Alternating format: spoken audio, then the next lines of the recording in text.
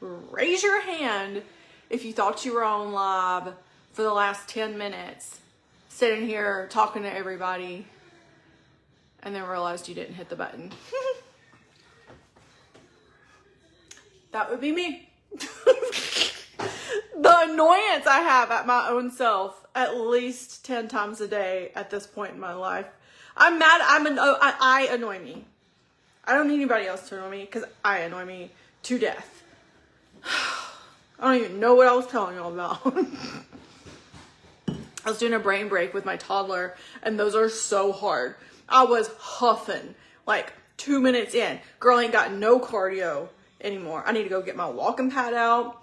It's actually in the 50s today, so we might go for a walk here in just a minute. Hello. Oh, let me change this real quick. I don't know how to fix this until I'm on live. Okay, so this week, man, this has seemed like a stressful week. People seem a little on edge, a little unhinged at times. And I'm not in the headspace to deal with rude people. I almost sometimes want to say something to get the rude people to come out of the woodwork just so I can block them. I'll tell you that. So you guys know, because you've been following me for a while, I have to think of creative ways to get information to my followers, because the way that social media works now, especially Meta, which it has gotten better.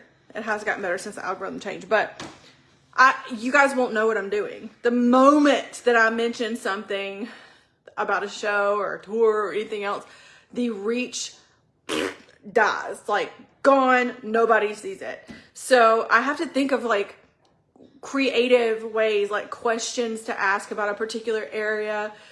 And when I do that, more of my followers will actually see that post, and I can be like, while we're at it, in case you didn't know, I'm going to be in that area on this day. It's just my way of like figuring out how to beat the algorithm and letting people know that I'm going to be there. So I asked a question about Gatlinburg, but I ask questions that I actually am curious about, because I have wondered before what people who live in these like huge touristy areas think about living there.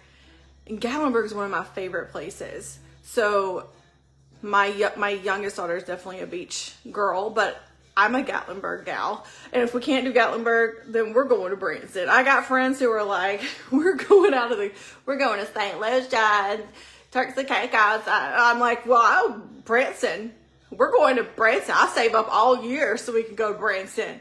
I need $5,000 just so we can go to Branson. But Gatlinburg, and we've been there one time as a family, so I asked the question, like, if you live in the Gatlinburg area, Pigeon Forge, like whatever, that whole, like, you know, it's all kind of together. Do you feel annoyed? Or is it wild? What's it like living there? And I just like wanted to see what everybody thought about it. And it was a very mixed reaction. So like there were just a few that were like, oh, it's so annoying, it's so horrible. Most people's biggest complaint was traffic, which is completely understandable. And then of course there were just people who were like, we just, back roads to take, and when to not venture out into certain parts of town, blah, blah, blah, blah, blah, blah, blah, blah, blah. Which is all well and good. So then I'm like, okay, I see that. Okay, like it's nice to know how you guys feel about that stuff. But also I've been that tourist because I love the area so much. I'm a mountain girl. Like I want to be in the mountains on a vacation. I want to sit out on the deck of my cabin and look out over the mountaintops with the fog. Maybe there'll be a good thunderstorm. The first time, or the only time we ever went to a Gatlinburg on a vacation, and y'all might have seen the video because I did a tour of our cabin.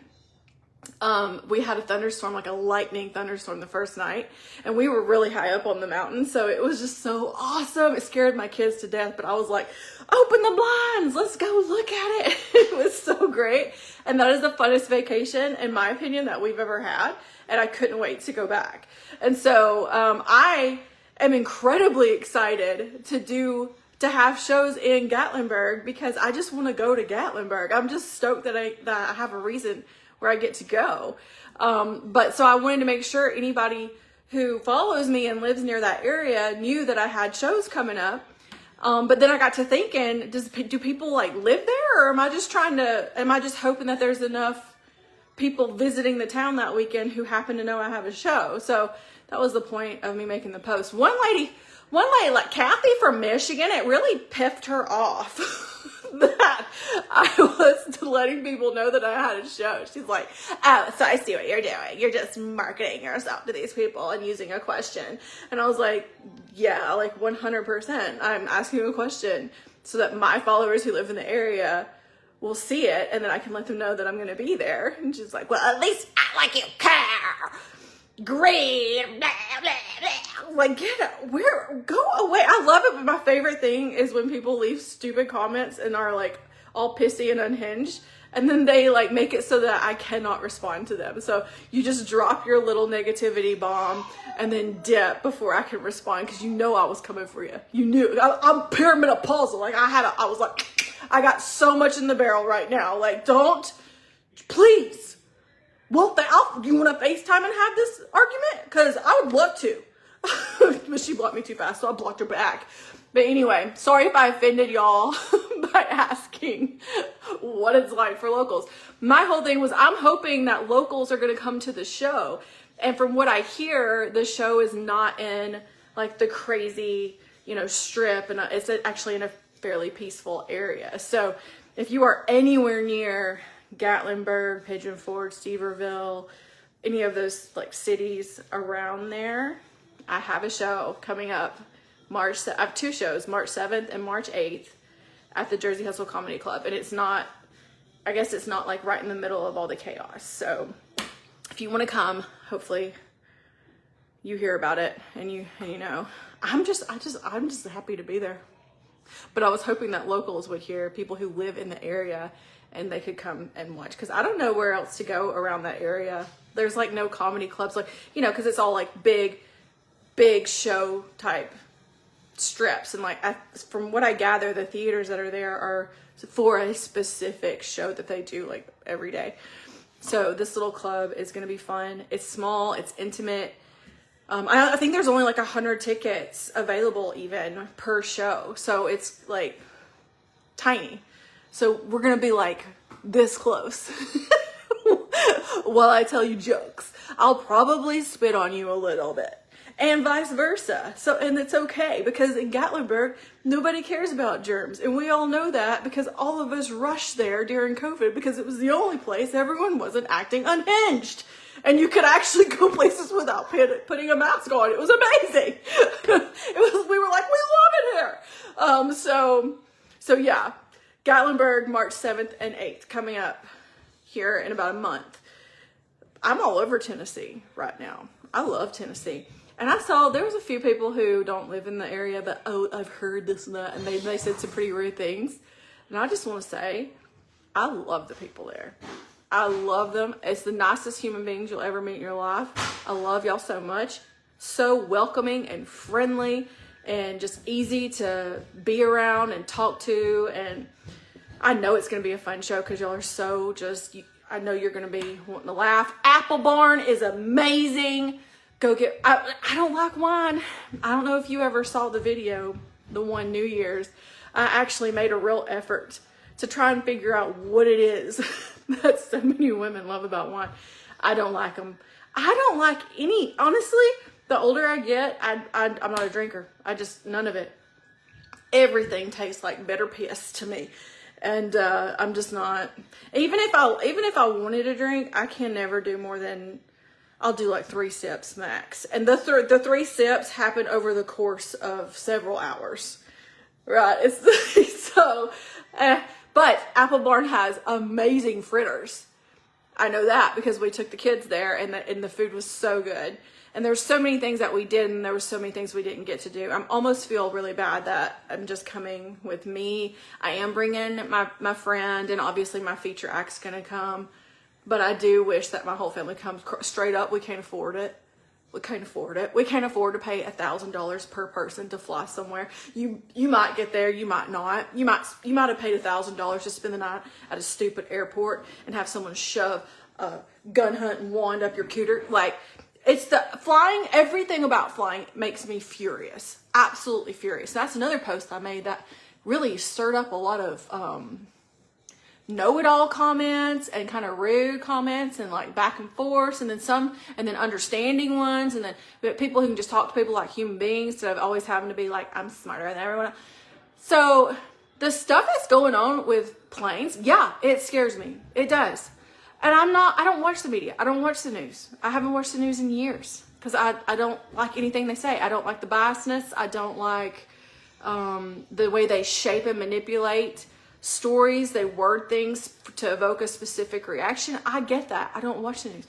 But with this, I already don't like to fly. Okay. I'm not huge on driving either. I'm not a big fan of driving either. Don't get me wrong. If I have to pick between flying and driving, if it's more than 7 hours, yeah, I'd rather fly because driving makes me very anxious. I think what bothers people about the flying thing is that it's supposed to be just relatively, like, you're not supposed to have to worry about whether or not you're actually going to crash. Like with driving, yeah, you know that how many crashes happen a day. Like, you know that. But you're also kind of sort of like in control of what's happening. And your odds of surviving a car crash are way higher than if your plane goes down. So clearly when there seems to be, and I know people are like, oh, so many of these happen every year, they just don't talk about it. Whatever. If commercial airlines have engines catching on fire and collisions and straight up crash, like commercial airlines, you hear about it. And the fact that there's this many happening in just a very short amount of time, yeah, if it's a little nerve-wracking. It makes me not feel super great about getting on a plane. But I'm already, like, that aside, I'm already so not excited about flying because of the prices and the way you get treated and really not knowing if you're going to, you paid for this service and you get treated like a prisoner, and like it's annoying they're so annoyed that you're there. It's like, it's a service I paid for. Like I paid a lot. My gosh, the amount of money that we have to pay to go anywhere it's like obscene to me. I used to be able to go to Nashville from Kansas City for $200, maybe even less. $600 for me to go to Nashville. Do you want to know what I'm not getting to come to Nashville from the comedy club? Travel. So I'm $600 in the hole just to get there. You know what I mean? So yeah, it's like, it's frustrating because then it's like, am I even going to get there? Am I going to make it? Are we going to be delayed? Is it going to get canceled? Am I going to be treated like I'm the asshole for my flight getting delayed and me being like, I paid for this? Is someone going to come down the aisle and be like, we double booked, you got to go? I'm like, there's just so many ridiculous things that happen with flying that irritate me. So that plus feeling like there's a good chance we might not even make it is, you know, adds to it a little bit. But you got to do what you got to do. Lord knows I can't drive down to Tennessee and back 3 different times in the same month without absolutely having a major pain. I'll end up getting stuck halfway there because I physically will be like unable to finish the drive. It's like 12-hour drive. I can't do that by myself. That's more dangerous probably than flying. I know it is. I know it's more dangerous. It just doesn't feel more dangerous right now. But yeah. They tried to tell me to overbook my flight once. I raised hell about it and said I have a prescription ready at home. Got bumped first class. Look at you. And Arkansas-y. Look at you. I remember you. I am so not that person. I want to be, but I'm just, for whatever reason, because for someone who can be so confrontational, I also in certain situations will just like cram everything I'm feeling way deep down and just sit and just steam before I'll actually say anything to anybody. One time I was like super pregnant, and y'all might remember this, but probably the worst experience I ever had flying was when I had to go visit. We had just found out that my niece was diagnosed with cancer. Some of you know this story, some of you don't. It's the only reason I even have a page. It's the only reason I have books. It's the only reason I have comedy tours. This is the event in my life that set everything off, and it was my 6-year-old niece getting diagnosed with cancer very, very unexpectedly. Nobody saw it coming. Thought she was gonna have her tonsils removed, found out she had a tumor in her facial palate, and she like immediately had to go to St. Jude. I was like 7 months pregnant at the time. And so as soon as we found out she had cancer and they went to St. Jude, I booked a flight. I was like, I've got to be there. I got to go see her. I got to go see my sister. I got to help them out any way I can. I just couldn't stand being here, being so far away and not helping and not seeing her. So I went to St. Jude and I spent a week there with my sister at the hospital and visiting my niece. And then on the way back, I'm super pregnant. I'm like 7 months pregnant. I got pulled to the side on the way there and on the way back to get have everything extra searched through, because who knows if that's a baby in there. It could be smuggling, a watermelon full of cocaine. I don't know. So the second on the way back, they pulled me to the side again. And not only did an invasive search where they felt all over everything in front of everybody, they also pulled me aside to put all this stuff on my hands. I had radiation on my hands from being at St. Jude. Some sort of chemical from being at the hospital stuck with me. And so then they take me to a room where they said they're going to do an even more invasive search. And I was just like, we've already done, how much more invasive can you possibly get? And then I remember thinking can y'all even do this? Why can y'all do this? Who are you that you get to do this? You just get to pick a person and go, we're going to touch all over you. And I just have to let you do it. But I didn't even challenge it. I just wanted to get it over with and get out of there. I was so upset. Because I was already emotionally drained and grieving and sad. And then on top of that, I'm 7 months pregnant and then they're touching all over me. Oh my gosh, they took me in this room and they dug all in between and around my boobs, all over my belly, under my belly, in my crotch. It was in my butt crack. I honestly don't understand how that's legal and how they're allowed to do that. I don't. Of course, as of right now, there's a million things I don't understand how people get away with and how that's happening, because it's my brain can't computate why this is allowed. But yeah, so that was by far the worst experience I ever had flying. And I always wonder now, what if I would have just been no, I do not give you permission to do this. You're not touching me. What would have happened? What happens if you stick up for yourself? I don't know.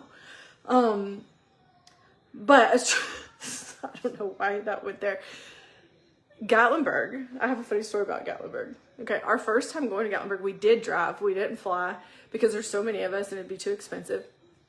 And so we drove, and I'm driving. So my husband did most of it, and then I finished up the last few hours. And first of all, I don't like driving through Tennessee. The mountains are super scary, and I don't like all the 18-wheelers that are right beside you in the lanes. Teeny tiny lanes are this wide, and there's rocks that might fall on your car and smash you and knock you off the mountain. There's no guardrails. I don't like it. So I'm a nervous wreck. I'm white knuckling it. I'm sitting straight up. I'm just one more hour. We got to get there. We are about to be there. We're so excited. We can already see all these attractions, and we're like, oh, we're here. We made it. And then all of a sudden, out of nowhere, a suicidal pigeon just comes right for the grill of my car. I mean, he didn't even try not to get ran over. I mean, it was like he was on a mission. He had it. He was done. And when I tell y'all this thing, we hit it so hard that it literally just poofed. It dissipated. It turned to dust. The moment we arrived, we're so excited. All of a sudden it's poof. And I look in the rearview mirror and all I see is just a ton of, looked like somebody ripped open a pillow and the feathers were just everywhere. And I'm like, no! And then they're literally 2 seconds after that happened, we see a sign that says, welcome to Pigeon Forge. I kid you not, the first thing we did when we got to Pigeon Forge was forge right through a pigeon. I can't make this stuff up. I couldn't even believe it. I was like, is this a part of the attractions? Is this what they do when visitors arrive? Is this part of the Pigeon Forge experience? What? So then we didn't really look at it.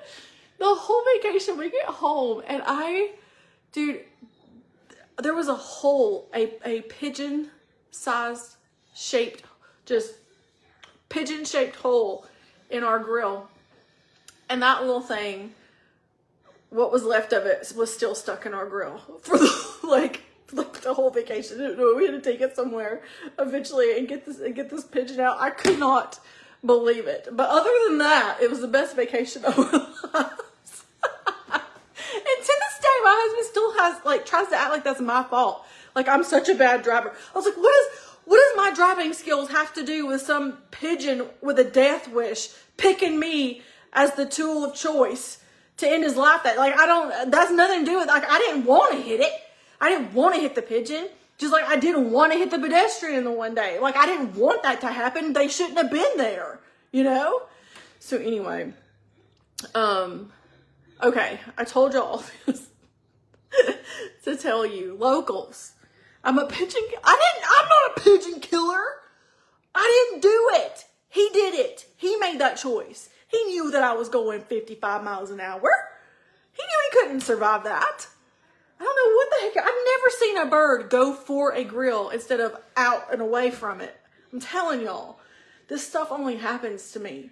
Right as we cross into Pigeon, I swear, I'm telling y'all, it was like a movie.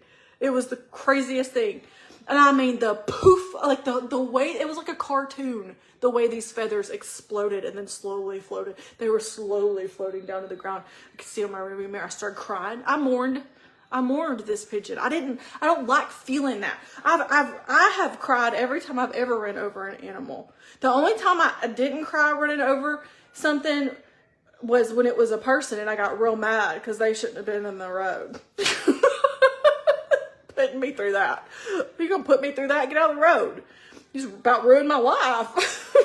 Anyway, I'm going to be if you live in Gatlinburg area or you're someone who lives like near there, so you sometimes spend weekends there or whatever it is, Gatlinburg, Pigeon Forge, we have a special bond, me and Pigeon Forge. Seaverville, I think Knoxville's not too far from there. I got shows there, March 7th and March 8th. The shows are at the Jersey Hustle Comedy Club, not on the strip in the middle of all the madness. It's I think it's a small, from what I gather, obviously never been there before. It's a small club. I think it's only 100 seats in a show. So if you want to go, I wouldn't wait. Friday night and Saturday night. So I'm going to be there the whole weekend, Thursday through Sunday. Oh my gosh, I'm so excited to drink coffee in the mountains. Y'all have no idea how excited I am. I need y'all to come to the show though, because I need to sell these shows out just so that I can break even on getting there. The flight getting there and then a 3-night stay. I'm going to need both of these shows to sell out just to fund me being there. Okay? Not to make money. This lady's talking about you're being greedy. Being greedy, ma'am? I'm going to be $2,000 in the hole just to be there. So I'm just trying to make sure everybody knows I'm going to be there. So at least I'm not there making nobody laugh while I'm taking $2,000 out of my account just to fly there and stay there. I'm happy about it. I can't wait to be there. But yeah, I need people to know that we're going to be there. So if you live around the area, spread the word, share, let people know. Here, I'll put it in the, so Nashville next week, and then, I think that's next week, right? The 12th? That's the next week. That's Wednesday of next week. I know it's a Wednesday, but it's Valentine's week, so it doesn't count, okay? So come date night, or Galentine's, I don't care. But Nashville, Wednesday, February 12th, coming up. Can't wait. Haven't been there in forever. And then Crossville, you little turds in Crossville. I love y'all. Y'all know I love y'all so much, but dang. That show, I think, has 22 seats left. It's in a small theater, but you guys, it would sell out. It would sell out, except for the fact that y'all picked your seats in such a way that you are going to force whoever is left that wanted to come to sit in the single random seat you left open in the middle of the row or the end of the row because you little turds didn't want to sit. You're going to have to sit next to each other because the show's selling out. So why did y'all do that to each other?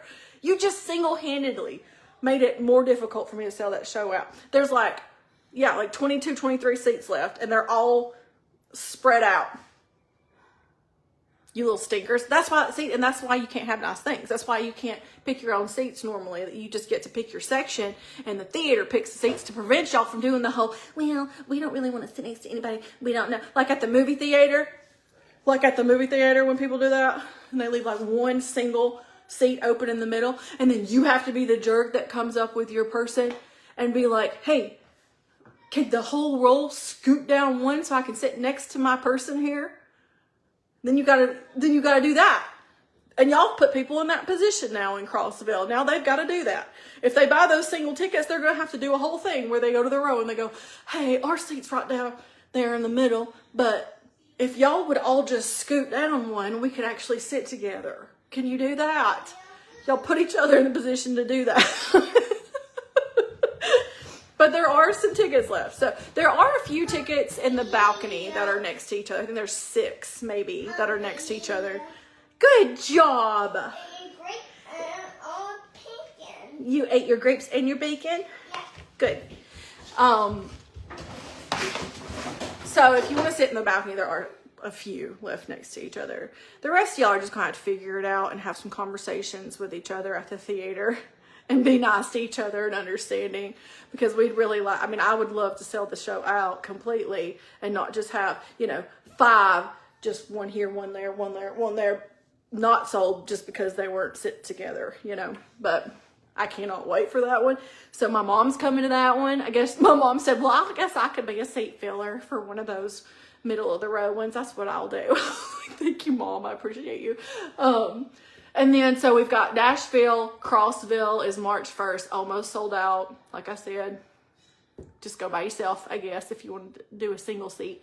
And then, or you can go with a group and y'all can all just laugh at each other from across the room how you're all not sitting anywhere near each other. You're not going to be talking during my set anyway, right? So it shouldn't matter. And then Gatlinburg after that. So Nashville, Crossville, Gatlinburg. I'm working on a theater in Lawrenceville and something close in Chattanooga. So I'm all about some Tennessee. I love y'all. When I was growing up in Alabama, and people would say, if you could live anywhere, if you didn't live here, it was Tennessee, right? Are there seats left for the 8th in Gatlinburg? Yes. Because, I haven't really talked about Gatlinburg until yesterday. So there was plenty of seats left because I really hadn't made an announcement. It's that serious. It's a brain break. Okay? He wants to win. He's running. I know what he's doing. He's doing the run in the race. He's going, go, go. But anyway, he's real competitive like that. I don't know where he gets it from. The 8th is wide open, honey. So gather them up, okay? I just announced it yesterday. I also put out some ads yesterday, so the seats should start disappearing here in the next week or so. But yeah. Where's more? Is Morristown in Tennessee? Now I have to try and keep the Tennessee shows I try to keep them at least an hour and a half apart, so I'm not oversaturating too many areas. And like, for example, the Crossville one, that's like 300 people. And it's not a big town, right? So I've saturated that little area. So I got to go somewhere a little further away for the other ones. I'm trying to find something in North Alabama.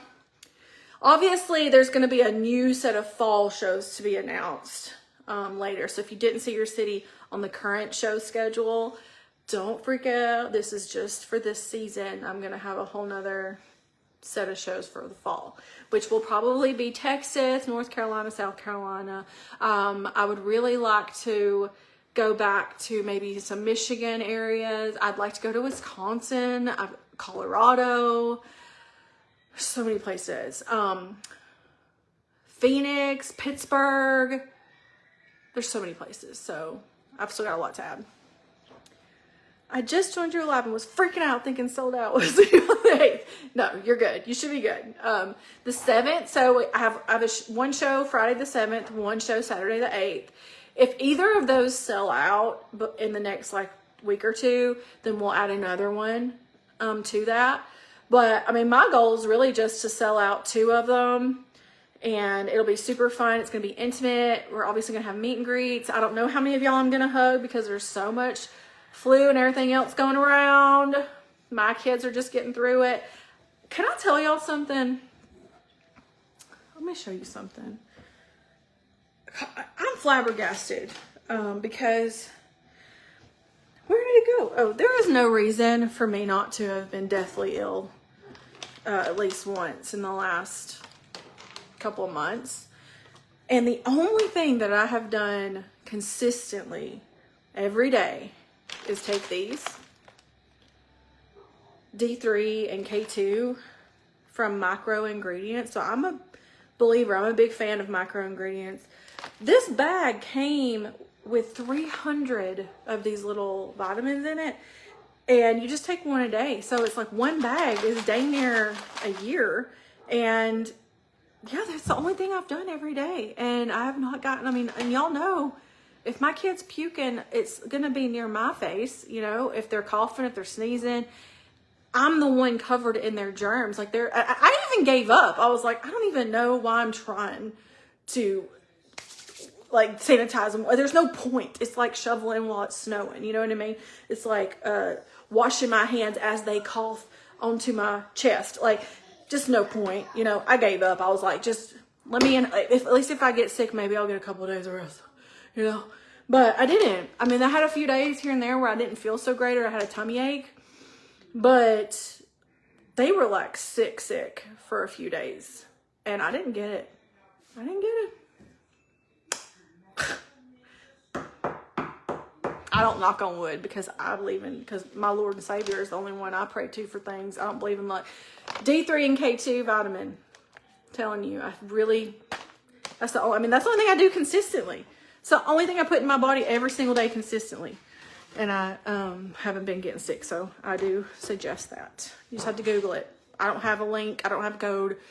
Just Google it. I mean, if you're on my TikTok page, it's in my showcase. You can go look at it from there. But yeah. Anyway, do y'all have any questions? You got your tickets. Yay, Ashley! Hey, girl, it might just be me and you and a few others. I don't even know. It's so strange how like certain areas will sell out so fast, and then there could be an area like an hour away. That's a struggle. I don't know. Nashville's been kind of a struggle. I'm thinking though it's because there's just so many shows there all the time, and I'm sure people go to shows pretty often, but also probably because mine's like smack dab in the middle of the week. But I'm not gonna get weekends at the clubs. I mean, the clubs are always gonna give weekends to the people who are at the talent agencies. That's just the way it is. I used to be with ICM. I'm not anymore. I didn't have nearly as much trouble booking stuff when I was with them, but they prioritize those acts regardless. And if they have a super famous name, they're really well known, then those are obviously going to be prioritized as well. And if I can't sell out a Tuesday or Wednesday, they're not going to give me a Friday or Saturday. It's just the way it is. So not even Kansas City. Kansas City, I've sold out the last 3 times I had a show there. I've sold out weekends there. And even now, when I try to book, they don't want to give me a weekend. So it's very frustrating. Honestly, it makes me not even want to do the clubs because I get it, but I would rather just do a small theater and not worry about all the other BS and not have to deal with bookers and management and, and fees and expenses and all of that. I would rather just worry about it myself and not have to deal with anybody else. And yeah, and then I can have Saturdays. If I can sell like 200 to 300 tickets for a Saturday at a small theater, I'll make more money than I would make if I sold like 200 tickets at a club. I don't have to give as much money away if I don't do the clubs. So yeah, but I have to pay for promos, ads. I'm having to give money to promotional people. I don't even think they're promoting the show. I don't even know what they're doing because I'm the only one promoting it. But yeah, so that's why I'm looking at so many small theaters. So if you have a intimate theater in a little, and I'm all about small towns. I kind of just want to do a small town tour, man. I'm from a small town. I love small towns. I would love to bring my show to a small town, so that people who normally have to travel to cities to go do things can just stay right there in their little town. And then maybe if other people really want to see the show and they have to come into this small town and bring some business there. So I'd really like to do a small town tour, like bad. Like it's really, really heavy on my heart. I want to do that. So if you have any suggestions, leave them in the comments and I will write them down and I will send out emails and we will try and get it going. If still doing churches, our church would like to host you. I would like to, I mean, I'm open to doing church events. I think the thing is unless the church is familiar with that, I feel like they don't really, when I tell people the way it works. So like if it's a church event, then it's either going to be, I have a flat fee and then the church handles the tickets. It's usually still ticketed because it's still an event. So the church would be responsible for selling the tickets and they can deal with the tickets and sell as many as they want, whatever. I just get a flat fee and then they keep, if there's whatever is over that you bring in from tickets, then the church keeps. It's either done like that or I do the tickets and it's still sold through me and I just give the church like a percentage or something. It really just depends on what the churches want to do. A lot of the times with churches and things like that, it's because the church is going to be having a women's event or they want to have a women's event and they want to do more than just like, maybe they want to have refreshments and music and other things. And then I'm the keynote speaker or primary speaker or whatever. And so then it's a flat fee.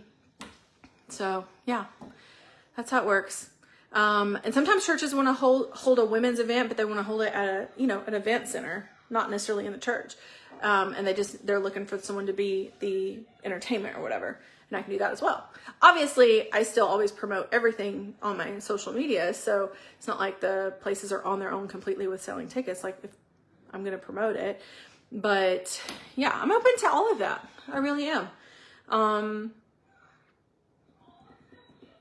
There's a lot I want to do. There's so much I want to do. It is harder now to do it than it was when I first started touring because I'm in that season where I'm just in the trenches. The kids are just all at ages where it's just more difficult for me to be gone. The toddler, it was actually easier. The baby on board tour was easier. Taking him with me when he was just a little baby was easier than me being gone now because he's so active and busy and everybody's got things going on. Everybody has activities and sports. And I will say it's really difficult for me to watch so many comedians when I have to back off and stay home, like still be out there and doing it. I don't even just want to be a comedian. Like I want to be someone who's funny, but also, that provides an event that serves such a bigger purpose. You know what I mean? Like hits you in the heart and the soul and, that you laugh, but you also are part of a really touching atmosphere. And I want the Holy Spirit to move and I just want so much more for it. And I'm just kind of giving that to God. Like we'll figure it out. I think there's just been times where I get really in my head and I confuse myself because I don't know which is the right direction or what is the choice to make, or do I just say yes and give it to God and just trust that he'll figure it out, or am I supposed to say no, or am I supposed to just stay home and forget about it completely? that goes through my head sometimes. If y'all ever notice, like sometimes when I disappear, I'm like, just forget it. Like I'm just gonna stay at home and this is gonna be my life. And I'm okay with that for like 2 days. And then it hits me like it's not, everyone doesn't get to just like go out on a stage and be able to communicate for an hour in a way that evokes positivity, laughter, good feelings, and makes a difference and makes a change. And I have that opportunity, but also that ability to do it. And I just know I'm supposed to do it. I know I'm supposed to do it. I just can't run away from it. I just know that that's my purpose. And it's not for, I mean, I have so many people sometimes who try to send me back, you know, like, oh, no, this is what I was born to do. You know what I mean? I'm supposed to do it. I'm just trying to figure it out. Just trying to figure out how to do it in every season of life that I'm in right now. As a perimenopausal mom, potty training and driver's training, like that's where I'm at right now. I'm two in the middle who have basketball and volleyball.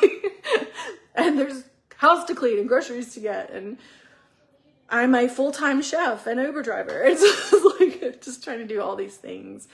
And also trying not to get so stressed out about the impact it has financially.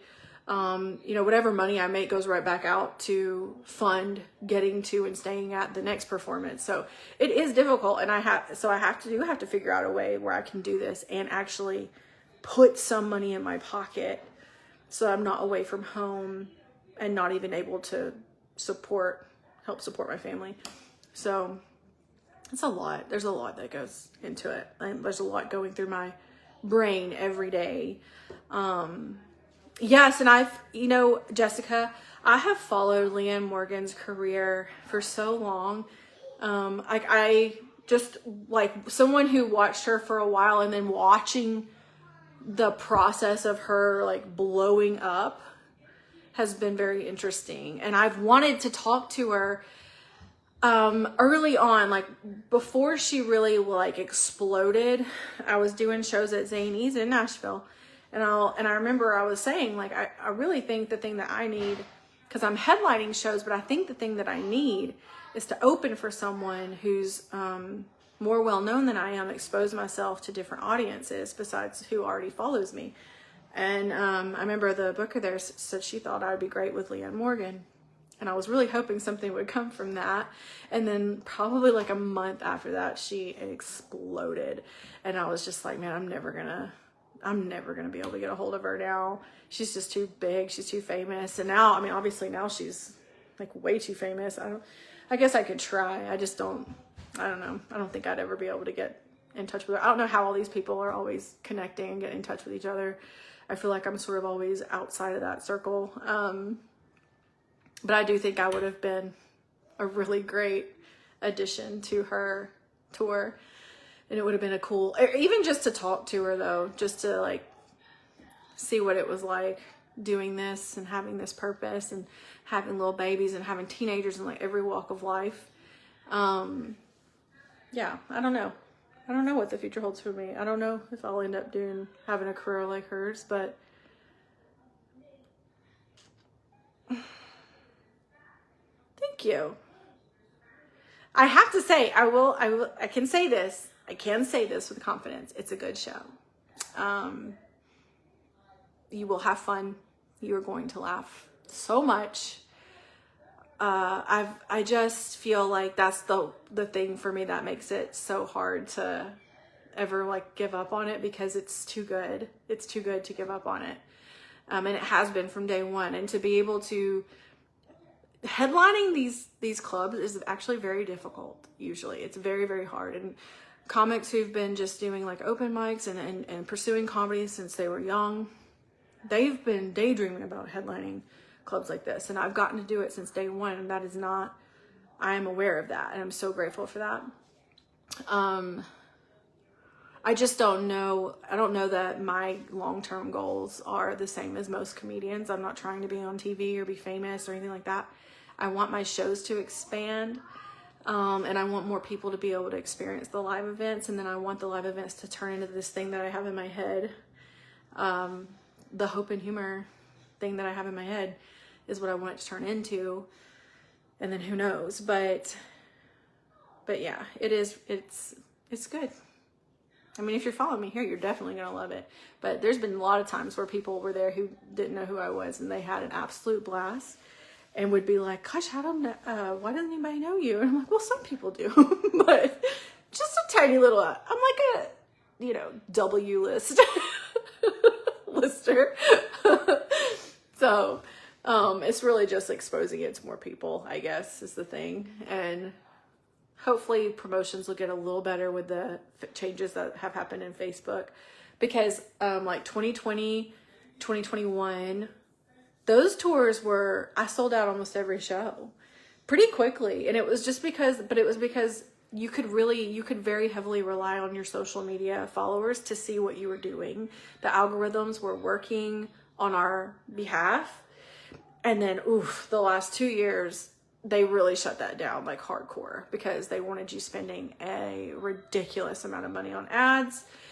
And people just didn't know. It didn't matter how many posts I made, and I didn't know how else to get it out there. I never do. So that's starting to look a little better. So I'm excited about that. And hopefully you guys actually see when I've got things going on. But maybe going live more often will help too. I did disappear for a while. So Jessica, you've been to 2 shows. You're so sweet. Thank you.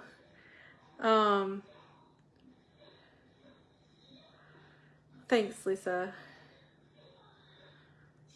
I mean, I don't mean to, like, I've done some pretty amazing things, you know, really cool experiences, you know, like things that, you know, other people just never get to do or only daydream about. I've gotten to do some really cool stuff. It's just the beginning. And I know that there's so much more. I get conflicted with some of the people you come across in this business and what everyone else wants you to do, and battling your own thoughts. As someone who, biggest struggle ever, like growing up and everything, has always been feeling like good enough or deserving of good things. It's a battle in my brain all the time, like every day. And you know, I can really combat that with really putting an effort into being close with God, and because closeness with God is closeness with your own spirit as well, and letting him reveal things, and then when he does reveal them, choosing to believe it wholeheartedly, choosing every day to believe that what he says about you is the stone cold truth. And it can be really hard to do that when that part is so quiet. The quietness and the stillness and the peacefulness in that truth is what feels so good, right? But it's also what makes it sometimes really hard to hold on to it and continue to believe it every day. You really have to fight for it, because the other voices, the negative opinions and harsh thoughts that go across your brain that you even are like, I could not have thought that, because that's not me. I would never think something like that. It's not you. You're right. It's not you. And those are loud. Those are so loud.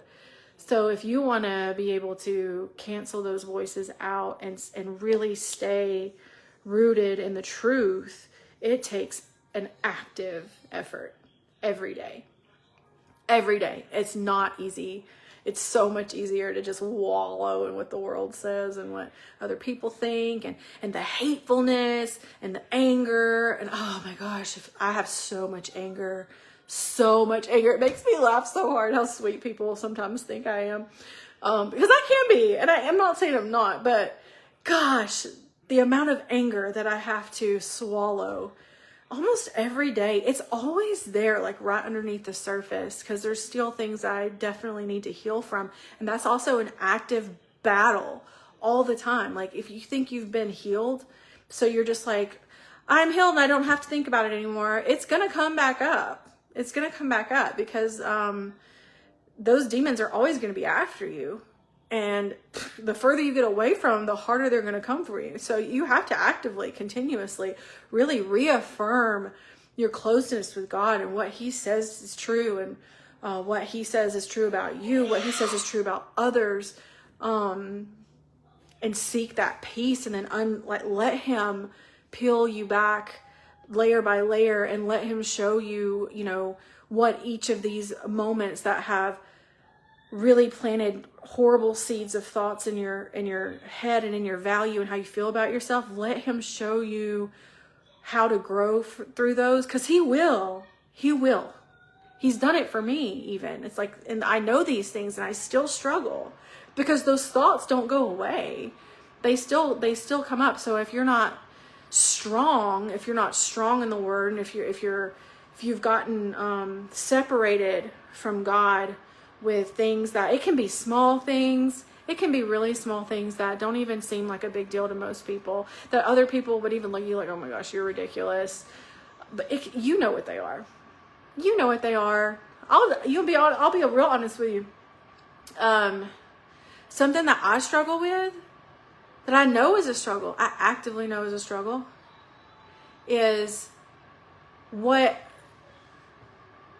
goes into my soul through my eyes and my ears, what I watch, what I listen to. I grew up in such a way where when I was little, we really kind of just, if we had cable, or if we were, at someone's house that had cable, we were just watching whatever we wanted, pretty much. And I don't know if the last time that you've watched an 80s movie that even says it's supposed to be PG, like there's nothing PG about them. So from the time I was young, I was taking things in that were not, that my soul wasn't ready for, and that were not appropriate, and they just planted these dark, negative, sinful things into my mind and my soul, which then creates guilt and shame, and then you add that to actual experiences of when I was younger, of being molested, being just being exposed to things that my mind and body should never have been exposed to, and letting God guide me through that, letting God give me permission to feel those things and let them go, because it's something you struggle with your whole life. I still struggle with it, and the thing is, I also am very aware that the enemy comes at me in this way, because I'm telling you, I have to actively run from the things that get put in my face on a daily. And this is why you be careful with your kids and their phones, because there is no reason for the things to be on my timeline that are on my timeline. I cannot tell you how many times I've had to block. Why am I seeing this? I don't want to see this. And it can be something that other people think is so dumb and silly. There's a lot of people out here who get real defensive about some of this because something you really enjoy. Like if you really enjoy scary movies and horror movies, I do. I always did growing up. I'm named after the little girl from Poltergeist. I've always loved scary movies. I can't watch them now. I really struggle with it. I want to, but I know the second that I do, it's just this bad feeling. I know I don't need to be ingesting this. I just know it, There's something that I've been and I don't want to even say it out loud because it's gonna be all over your timeline, but this one particular new movie that is incredibly disturbing. It's just laced with, it just has a very evil energy to it for me, is the new movie. I'm sure you know what I mean, right? It's on my timeline non-stop. It's on my TV. I go turn TV on and it's boom right there, the big preview, whatever, and I have to hurry up and turn it off. And it's irking. It's like tempting you. You want to almost see what the big deal is about, what's all the fuss about. Okay, I'll just watch it, whatever. But I don't know why. There's just something, I just know I don't need to watch it, because it's not just that there's it's not even the violence or vampire violence, any of that stuff. It's the sexual, sinful, lustful perversion of something that if you are close with God, you can feel and see, and you just know that they've taken something of Him and perverted it and made it disgusting. And it should give you that disgusting feeling, right? And it does, but it doesn't take away my urge or desire to want to watch it. So I have to run from it. Because I don't like how it makes me feel, but I still want to watch it. And that's the way life is. That's the way the world is it's very loud and full of things to make you want to watch something that you know is going to hurt your soul. Because it just will. It will hurt your soul. And it opens up doors for other things to get in. And it's just not good for you. It's just not. It's just not. And that's something that other people might think is so silly and ridiculous. But I know for a fact, especially in my own life, that it's harmful to me. It's harmful to my spirit. It's harmful to my peace. It's harmful to my own thoughts and my brain. And it also brings back, those things bring back all the horrible, nasty feelings that I felt when I was molested when I was little.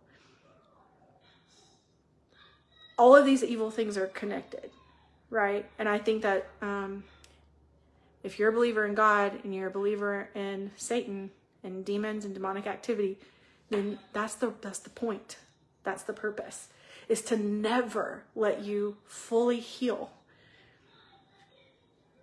and to use things that are seemingly harmless to get you back in that spot, that feeling, the way you felt in the worst moments of your life, you know, like feeling that shame and guilt and just grossness. I know those things are connected in my life, so it's tough. That's tough. And I know too, like, that's another reason also why, like, for me, there's so many things that I find humor in that maybe somebody else might think is inappropriate, but I know for me, it's my way of, I've been doing that since I was little, because I was exposed to so many inappropriate things that I figured a way to deal with it through humor. So that's something I'm actively dealing with. That's something I'm actively aware of and dealing with. And that's just, I guess I'm just being really real with y'all, like really raw and honest, because I'm struggling with these things. As a Christian, I struggle every day, wanting with who I want to be, because I do love him so much. And I don't want to let anybody, even fellow Christians, make me doubt how much I love him and how much he loves me. Because people will do that to you. And Satan will use anybody, and that includes your brothers and sisters in Christ, to pull you further from God instead of push you closer. They'll use your defensiveness, your anger. He'll use their tone and the way they're coming at you. And so just, I don't know. I guess I wanted y'all to know that I relate to that, and I'm currently dealing with that as well. So you're not alone in that. And that is where I guess God wanted to take this live feed. So that happens sometimes, half an hour into the thing. Anyway, it's very personal, Crystal. That's right. And I think that's why too, when someone questions your faith or your relationship, or tries to like tear it apart or nitpick it, it feels like such an attack on another level. There's one thing, it's possible to come from a place of love, like actual love, and wanting to talk with someone and say, are you struggling with this? Or you can talk to me, I'm here for you. That's not the same as like nitpicking everything someone says or does and then using it against them to make them feel like they're not as good of a Christian as you are. And there is a very distinct difference between the two. And it's also very obvious which one someone's doing. It just is. So watch that, please, when you are communicating with people. But yeah. Okay. Well, I love y'all. I have things to do. I don't want to do. I've got so much stuff to clean, so much hair, so much dog hair and people hair, and girl hair and crack hair and labradoodle hair and armpit hair, just hair everywhere. I gotta clean it. So I love y'all. I hope to see you at some of these upcoming shows. Once again, please go to my website, carolanncomedy.com. Take a look at the list of cities. But Tennessee, you're up next, like the whole month of March. I'm just in Tennessee the whole month, pretty much. I'm going to be in Tennessee March 1st, February 12th. That's not March. February 12th, Nashville, Tennessee at Zanies. March 1st, Crossville, Tennessee. March 7th and 8th, the whole weekend, I'm going to be in Gatlinburg, Tennessee. Cannot wait for that. And I don't know what's after that. I think then it's some more shows in April in Ohio, I think. But anyway, just go take a look at the schedule. It's also in my cover photo on my page. And all the tickets are available on carolinecomedy.com. I'll put it in the comments as soon as I finish this feed. Love you guys. I will talk to you soon.